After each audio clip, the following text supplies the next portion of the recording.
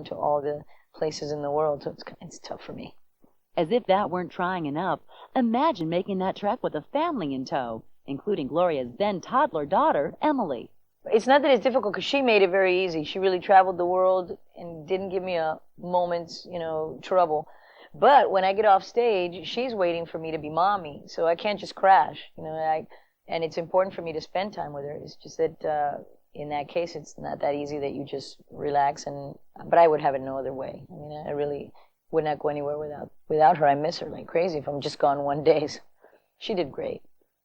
Mother first, artist second, Gloria would much rather spend her time in Crescent Moon, the state-of-the-art recording studio she and Emilio built in Miami. When your voice is your instrument, you have to really watch it. So the most fun part for me is when we're in the studio, because by that time you've written the songs and the pressure's off that way because you've found stuff you really like. And then it's just a matter of presenting it, making the baby. And that's the part I love the most. The studio may be a shelter for Gloria, but a talent like hers can't stay locked away. She's done another world tour since her return to the stage and touched the world with her hit single, Reach, the theme song for the 1996 Olympic Games in Atlanta.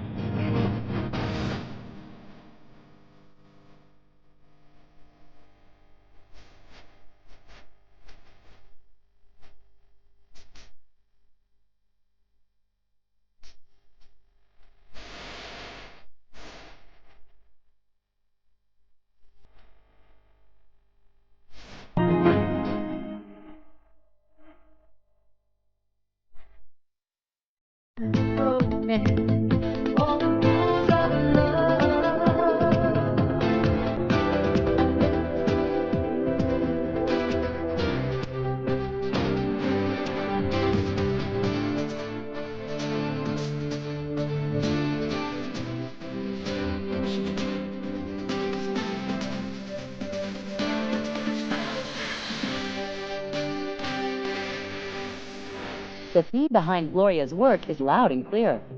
The message is party, hardy.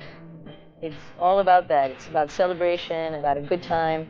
And the sound of it is supposed to harken back to the days of, dare I say it, disco, that bad word. The nostalgic feeling of the time, a very innocent time, people really growing and branching out into a million different things, no huge dangers when, involving sexual experimentation, and it was just a very free and good feeling time. So when you put the record on, that's supposed to give you that feeling. Originally, the album was meant to be a greatest hits collection of Gloria's #1 Billboard remixes, until she got a better idea. In Billboard, I was 96 Billboard Dance Artist of the Year.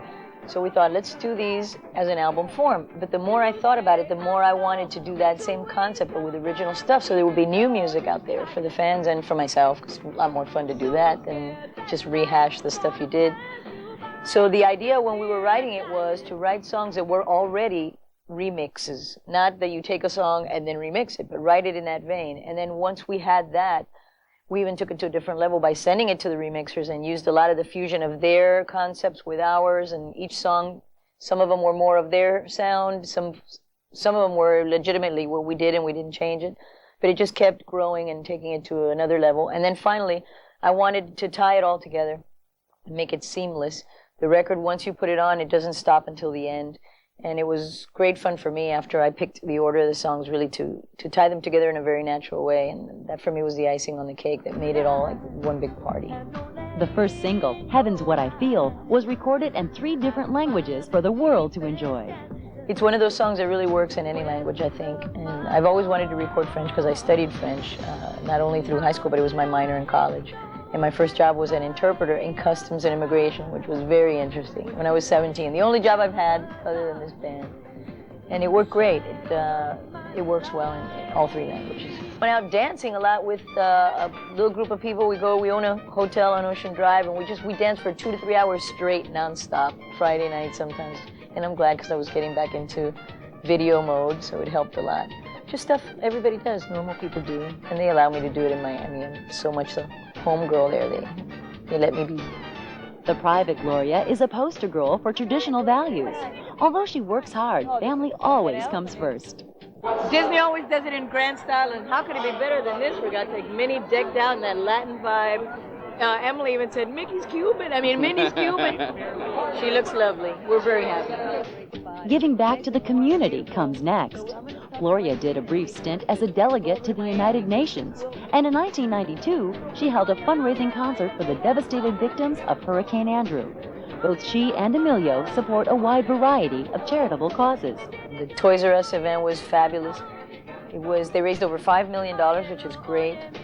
And what I loved about it is, we used to do these gigs in Miami way back when, and usually those gigs are very, subdued. People, it's the middle of the week, they have to work the next day, they're gone, they politely applaud, whatever. These people were hanging from the rafters. It was great. They came up close to the stage, they felt free to dance, and of course I told them to do so, but they did it, and it made for a great atmosphere, and people, you felt a lot of camaraderie in there, and the fact that they had given so much money for very, very worthy causes, I think they felt good about that.